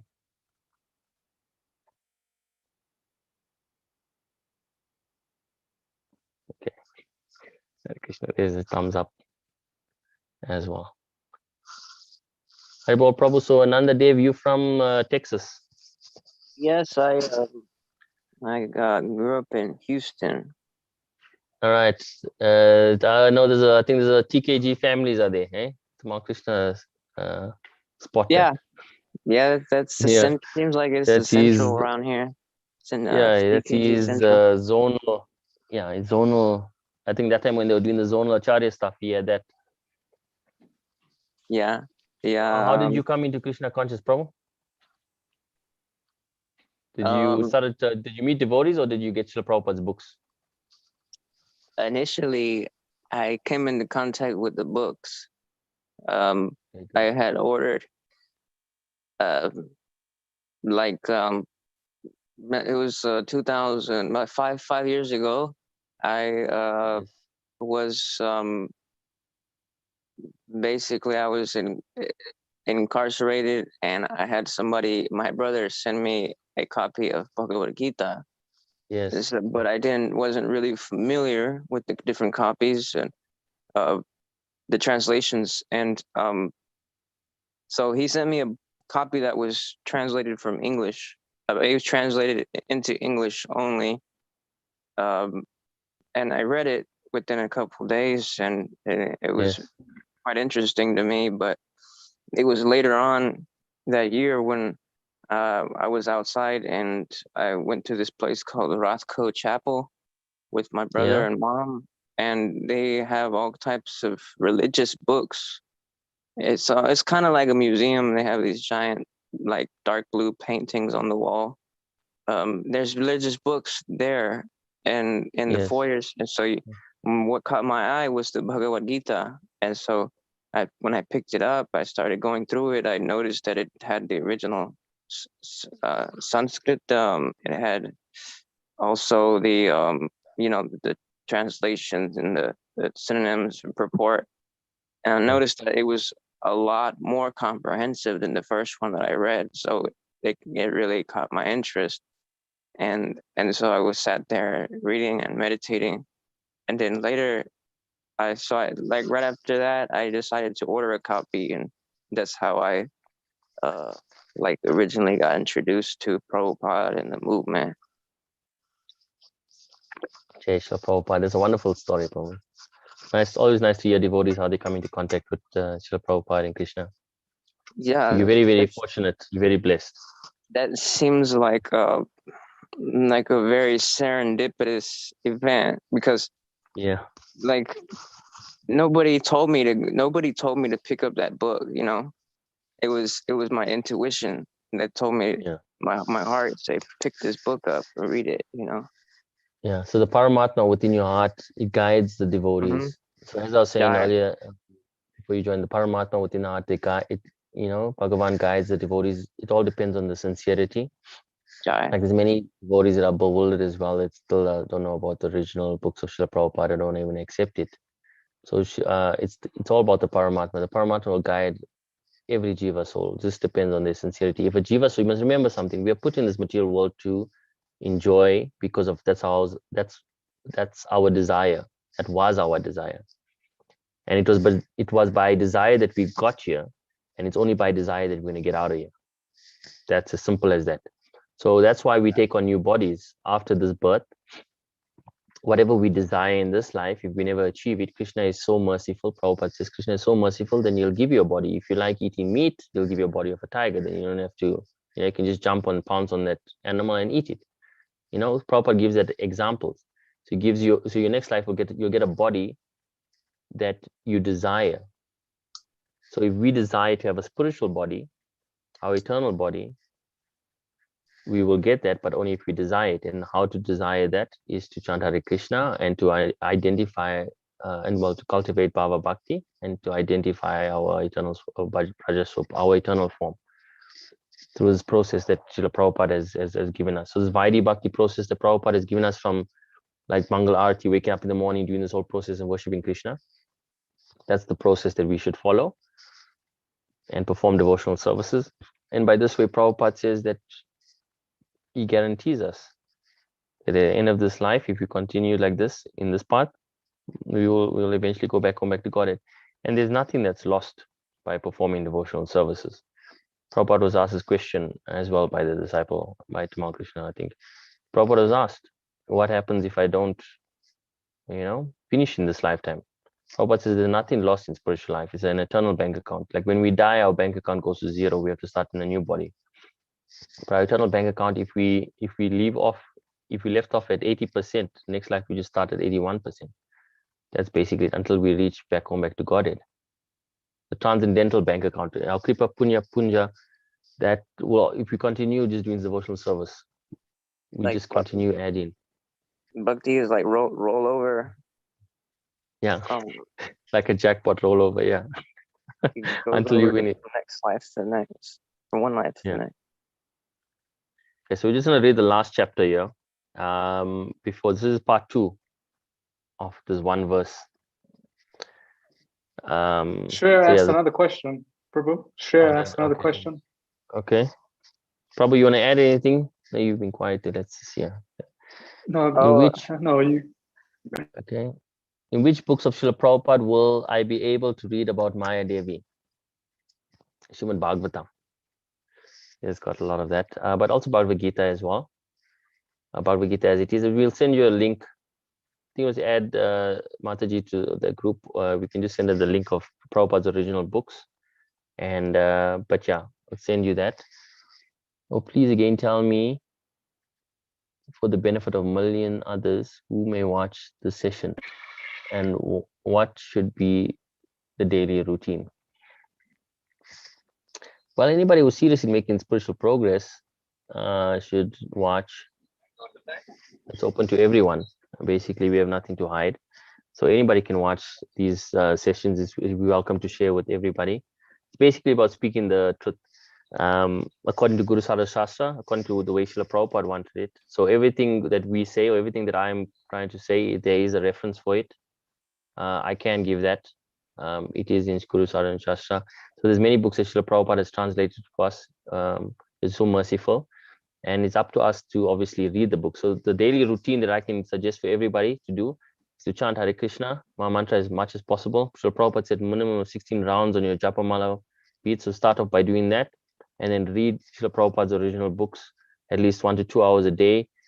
Do that. It's very important. Listen to Srila Prabhupada's lectures for at least an hour. Offer prasadam. Try and learn how to do that. Offer the bhoga to Krishna so it becomes prasadam. Take prasadam. And yeah, do some devotional service. The process is Harinam Sankirtan, Krishna prasadam distribution, or book distribution. You can try any one of that to serve Srila Prabhupada. As we were reading earlier, Srila Prabhupada, it says here that one has to approach a spiritual master, a bona fide spiritual master, in all humility. And how does one get the mercy of the spiritual master? By doing rendering some service unto the spiritual master and pleasing him. By doing that, the kripa or the mercy from the spiritual master within will, and obviously because the spiritual master is pleased with you, the Paramatma Krishna will be pleased with you, and he will give you the mercy to continue or to make progress onto the spiritual path. Sorry, that was a bit quick, but yeah. So yeah, chant Hare Krishna. That's the most important thing. If you don't do anything else, chant Hare Krishna, Krishna Krishna, Hare Hare, Hare Rama, Rama Rama, Hare Hare, and yeah, be happy, and everything will come. Everything that you desire. If you desire Krishna, if that's your ultimate goal, you'll get it. Even if you desire Bhukti and Mukti, that you'll also get that, but that's not what we're here for. We want to get the ultimate. Why go to the king and ask him for a few coins? Oh, like, Father, give us our daily bread. I mean, it's God. You go to a king where Krishna owns a gold mine. You don't have to ask for a few a few pieces of gold. We can get a gold mine from Krishna. He is unlimited. So, and what do we want? We don't want a gold mine. We don't want anything else. I want you, Bhagavan. I want you, Krishna. Because when I have you, I have everything. So we don't need anything else when we have Krishna. That's basically what Prabhupada's trying to put. He's trying to drill that into our heads that, like, we don't need anything else in this world but Krishna. When we have Bhagavan, when we have God, we have everything. There's nothing that we lack for. A father that has everything will give their child everything. So I hope that answered that question. Do you have any questions, Prabhu, or can I read the next chapter? Ananda Dev? I was just curious where you're situated. Well, Prabhupada put me here in South Africa. So I'm preaching here in South Africa. Okay. Yeah, that's where I'm at.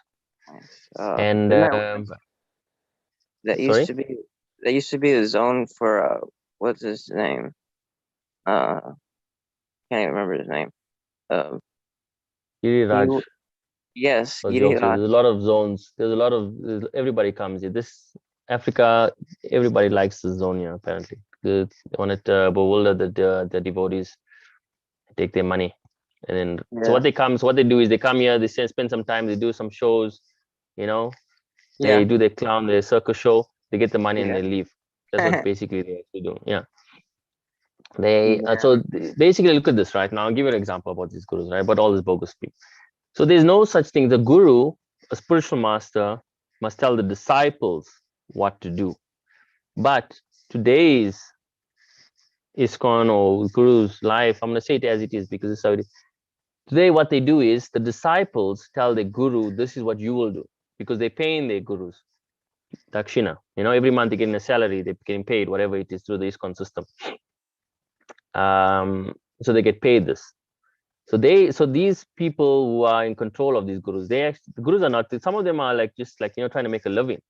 So these disciples who are paying these gurus for the maintenance of their body, they'll tell the guru, you'll come to this temple, you'll do that program at this time, you will sing this kirtan at that time, you're going to give that class at that time, you're going to basically do whatever we want to tell you to do. That's what you're going to do. You'll stay at this person's house, because you hardly see gurus stay in the temples anyway. All the sanya is supposed to stay at temple, but that's what they do. You'll do what we tell you to do because we pay in your salary, and that's all around the world. So which guru, Okay. I mean, how can you become a guru if you are actually taking orders from your disciples? And that's what's happened. Yeah, it's like they're actually being pimped by the GBC. Yes, they bought. So basically, this whole GBC thing, The basically gurus are happy because, well, I guess to some extent, they're content because they are being fed and have shelter. They yes, food and not only some fed and sheltered, Prabhu. They got luxury. apartments, luxury Yeah, they have apartments. some luxury going on. They feel like they're well taken care of, and so they continue. Yeah. And this is like it's like a pimp has a high end prostitute. Yeah. He takes really good care of them. Yeah. Yeah. So that's what it's That's a good one. Exactly. And that's the famous same line process. exactly. And that's the same process actually goes for the so-called kirtaniyas. So it's called so-called I don't even get started on that, sorry, but I'll just give you a touch of that. The so-called kirtaniya stars, the superstars, they train them from birth now. Apparently now they're starting to train them from birth. But Wow. the so-called kirtaniya superstars, so now they make a living of that as well. They go and sell Krishna for money. They sell the holy name. And Prabhupada is giving it for free. Prabhupada went on the Thompson Square Park and he sat underneath the tree and he started chanting Hare Krishna, and he says, I'm coming here, I'm giving my life to chant Hare Krishna. Now they're taking the holy name and they're selling it for a price. You can buy Right. Krishna for this price. You can buy, this is what it's going to cost you to get this Right. type of, you want this concert, it's going to cost you this type of money. It's Yeah. professional so-called kirtaniyas. So now this COVID thing has come. It is limited day. I think I posted this thing the other day. It's limited day travel and concerts around the world. So now they're trying to make online sessions, online money, trying to survive because they've been selling Krishna all the time. I mean, can you imagine this? I mean, like, who in their right mind would, you got baby Krishna, Kanaya in your arms, Mother Yashoda, and then now all of a sudden you go in past somewhere and you want to sell Bhagavan for a few coins. That's demonic mentality. That's basically what they want to sell Krishna. Literally, they want to sell Kanaya because Krishna is not different from his holy name. Bhagavan is not different from his holy name. They're selling God for a few coins, for some pleasure, for some sense gratification. That's what they're actually doing. And that's the highest offense. Srila Prabhupada was against this and the highest standard. Because basically that's on... Did you say Ayendra Prabhu? Yes, Ayendra Prabhu. So that was a Namabas. Yes. Ayendra Prabhu was very heavy on the so-called on these kirtaniyas. He spoke his mind. Exactly. And all of these things That's why they murdered him. Proactively. Yeah. So everybody who speaks, anyone. See, obviously, so speaking the truth is very dangerous, right? But it says that's why he we lost just his life. Yeah, that's what I'm gonna say. That's why he's not here because Yeah. well, Lima, that's Lima. by That's Krishna's mercy, but at the same time, it's because these demoniac people, they yes. wanted to dispose of him. It was causing them Yeah. Even difficulty. Srila Prabhupada, everyone, Vishnu Janaswamy, Srila Prabhupada. Yeah, I mean, if you can kill their own guru, if they can that's kill what their I own guru, that's then they what I can was kill anybody. thinking about Vishnu Jan. That Nobody was is safe. killed. Yes, nobody is safe in ISKCON. They don't understand this. He can get rid of you anytime. As soon as you start asking the wrong questions, as soon as you start asking questions, then you're out. It's Yeah, either they for either me, throw okay, you for out me. So or for they me kill you. in South Africa, I'm banned in the whole of South Africa Hello. from ISKCON. Oh, So yeah, for the last couple of years, whatever. But anyway, nationally, they banned me nationally, yeah. So I can't go to any temple in the whole country. wow. But anyway, because of my preaching. Because of my preaching, so Prabhupada wanted it like this, and then that's what it is. And I don't mind. But so it's either they ban you or they kill you. So it's either those two things. So it's very difficult. But Krishna has his mercy, Krishna has his way. Everything is by Krishna's will. But even Jesus Christ was killed for preaching. Yeah, and Prabhupada, actually I'm gonna make that YouTube video and I'm gonna put that YouTube video, I'll share it with everyone. Once I've done that, there's a lecture where Prabhupada says that, the one day that they might probably kill him as well. Prabhupada actually predicted that. So I'll put that up on YouTube, so everybody can see that Prabhupada, I mean, a saint, Uttamadhikari knows past, present, and future. So Prabhupada knew exactly what's going to happen. Prabhupada knew the past, Prabhupada knew the present, and he knows the future. So all of this is part of Leela. So although we don't like what's happening now with ISKCON, but it's all part of Leela. It's part of Krishna's arrangements. Even in Srimad Bhagavatam, even in Krishna's 10 canto, when it starts, the Leela, it wasn't a smooth sailing. It wasn't just happy, Krishna is appearing here, everything's happening. No, there's demons sent to kill Krishna. Even demons came to still kill Krishna. 3 months old, Putana came, Krishna was like about 2-3 months old to kill him. So, demons will continuously come. We just have to be very sincere, and Krishna will protect the devotees, and that's it. And even if it's time to go, it's by the grace of Krishna. And Srila Prabhupada is waiting for us to preach wherever and to do seva. The seva will never stop. The devotional service will never stop. Harinam Sankirtan will never stop. That's Lord what Chaitanya that's Mahaprabhu predicted. Yes. that's something that I try to explain to people who are going out willy-nilly and they're getting these vaccines. There's really no telling how that's going to affect people long term. I think, And so yeah. they're doing this in order to preserve their body, not knowing that the ultimate goal is to get liberation Exactly. by serving Krishna in each life. Yes. And so because they're going ahead and doing it, just demonstrates a lack of faith in God altogether. Yes, 100%. I do agree. I have my views on that. Prabhupada says don't take the vaccine, so I'm not taking the vaccine. Anyway, if Krishna wants us to go, we will go. If that's our way we're supposed to go, Exactly. and it's the way we're supposed to go. It's simple That's as that. what. At the same time, like you see, like how, like Bhakti Charu Swami had to disappear because of COVID. It's actually can serve as this form of purification to follow the fallen souls who are I don't know if he's still stuck in the freezer. Apparently, they put him in the freezer because they want to put him in a samadhi. So I don't know if he's still there because the COVID is not allowing. They're not allowing the samadhis at the moment. So I don't know what's the story with that. But I heard something to that effect. I mean, when they're given samadhi, like, if they're not allowed to be in samadhi. They should not be in samadhi. So what it's a happens contamination. to the soul? What happens Well, it lingers. to the soul? There's a lot of different stuff. So it lingers until the next body is ready, basically. Well, it lingers there because you see, the thing is, the pure devotee, even his body, the material body of the pure devotee is actually spiritual. So Srila Prabhupada, that's why when his samadhi was there, Srila Bhaktisiddhanta Saraswati Thakur, all of the great saints in Vrindavan, they make that place holy. It's called a tirtha. Wherever a devotee touches that place, becomes a tirtha, becomes a holy place. It's a place of worship. So with these people, they're contaminating the land. They'll obviously get a new body after they visit Yamaraj or wherever. They're going to go to, I don't know what. Go to hellish planets. Yeah, it depends. So Lord Yamaraj will actually make a... Yes, definitely. Yes. So it says that in Hari Bhakti Vilas, that if one is not qualified is not a qualified spiritual master, and then if the disciple is also not qualified, both of them go to the darkest regions of hell. That's confirmed in Hari Bhakti Vilas, in Harinam Chintamani, I think, as well, as something like that. But yeah, so that's where they go, the darkest regions of hell, and they serve there for some time, they suffer there for some time until they learn. Everything is a learning lesson. So it's called Maya Pratigyani. There's a word there. It's Maya Pratigyani means one's intelligence has been stolen away from Maya by Maya Devi. So they have the intelligence, but the intelligence has been stolen away. So the ultimate goal has been stolen away from Maya Pratyagani. Maya, yes, that's the word. It's called Maya Pratigyani. One's intelligence has been stolen away from Maya. The example is given in Srimad Bhagavatam, in the 10th canto, where well, not even the 10th canto. Let's go to the other cantos. Let's leave it there.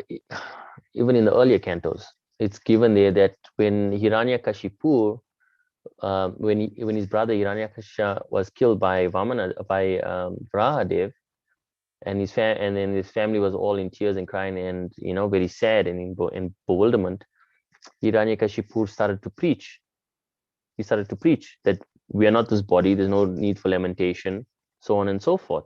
There's a verse that's even in the Srimad Bhagavatam that's called Shri Hiranyakashipu Uvacha. Uvacha is glorifying somebody very high, and there's a verse there in the Srimad Bhagavatam. Why did they actually even put that verse? Why did Sukadeva Goswami even say that to Maharaj Parikshit? Because this to show, there's very fine details, a lot of hidden things in Srimad Bhagavatam, to show that he understood he understood Krishna consciousness, he understood the process, but he forgot the goal of life. So therefore he's intelligent. So he preached that, yeah, we're not this body, we are eternal souls, there's no need for lamentation, blah, blah, blah. But he still wanted, Hiranyakashipu still wanted to kill Vishnu. He still wanted to kill him. He didn't understand that he's supposed to surrender to Vishnu, even hearing the instructions from his son. So he missed the goal of life. So although he has the knowledge of Shastra, so like a Jnana yogi, they have all the knowledge. But if they don't have the ultimate goal in life is to surrender to Krishna, Krishna is the Supreme Personality of Godhead. If they don't understand that Krishna is the Supreme Personality of Godhead and how to surrender to him, or if they don't want to surrender to him, then they miss the goal completely. Therefore, Maya Pratigyani, the intelligence, the knowledge has been stolen away by Maya Devi, taken away.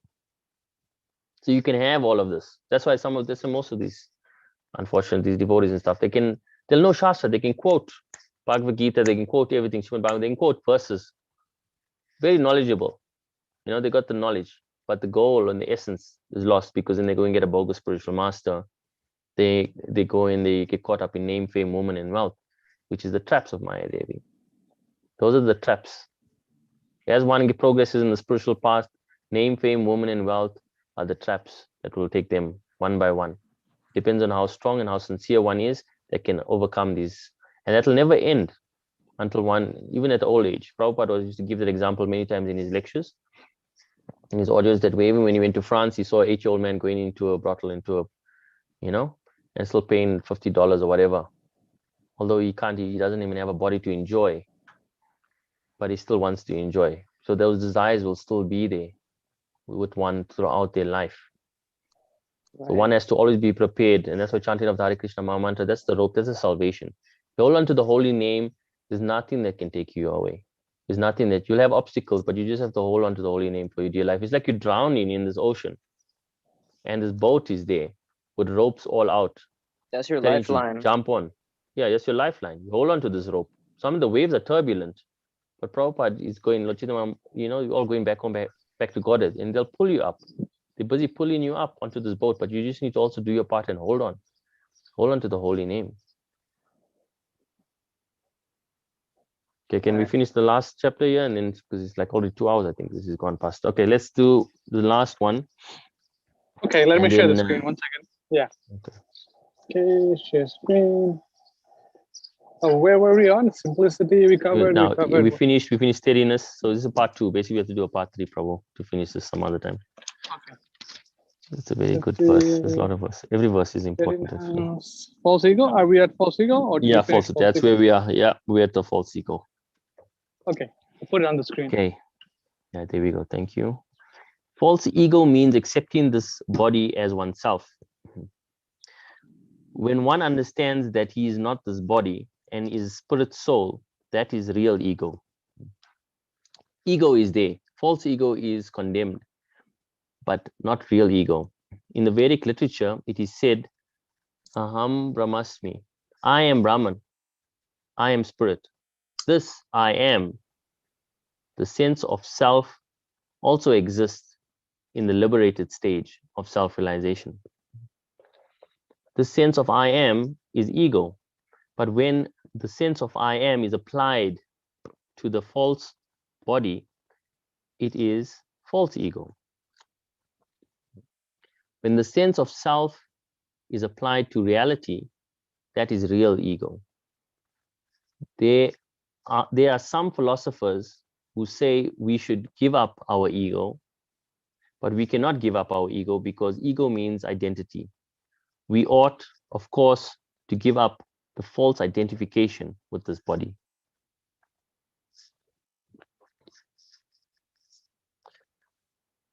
So yes, this was a very nice, it's very in-depth verse actually. I think when we start the next part 3, we'll have to do this again. But false ego, yeah, the first step of Krishna consciousness, and Prabhupada, we spoke about this in the first part.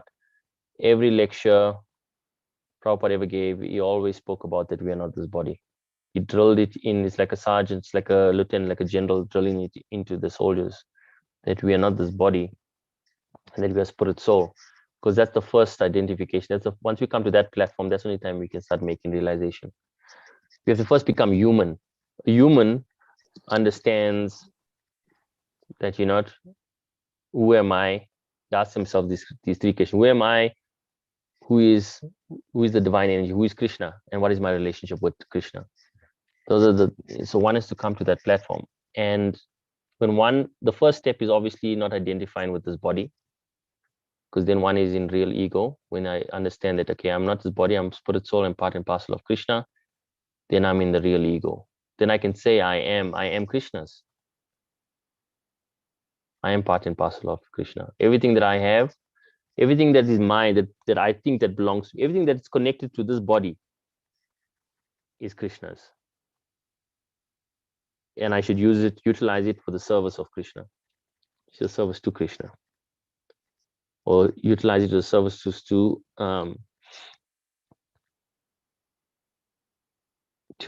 serve my spiritual master.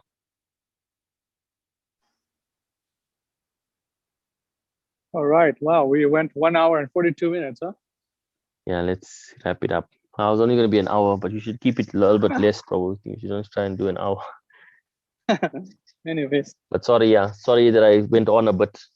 My apologies if I went And too much. Rananda Prabhu, you can join this Zoom meetings, Prabhu. We will try to do it more often, and we'll add you to the group.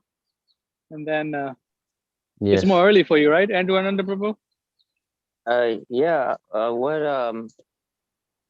What do you call it? What time is it? I'm curious. In South Africa. It's almost 10 o'clock now. It's 9:56 p.m. now. Okay. I see. Yeah. Yeah. It's a nice.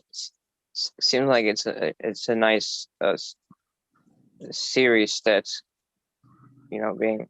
Yes. I guess you're trying to establish this as often as possible.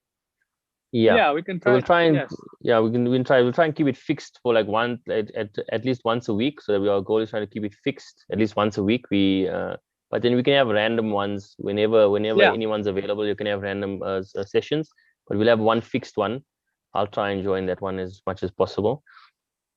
But yeah, thank you so much for joining us. Shriya Mataji, Ananda Dev, thank you so much. Ramachandra Prabhu, thank you so much for allowing me to also glorify Srila Prabhupada and Krishna and have everyone's association. It's only through the mercy of the devotees and the Vaishnavas that we get to make spiritual progress on the spiritual path. Nobody has ever went back home, back to Godhead without sadhu sangha, without devotee association. No one. So thank you so much. I really appreciate it. All glories to Srila Prabhupada. Jai. All glories to Srila Prabhupada. Hari.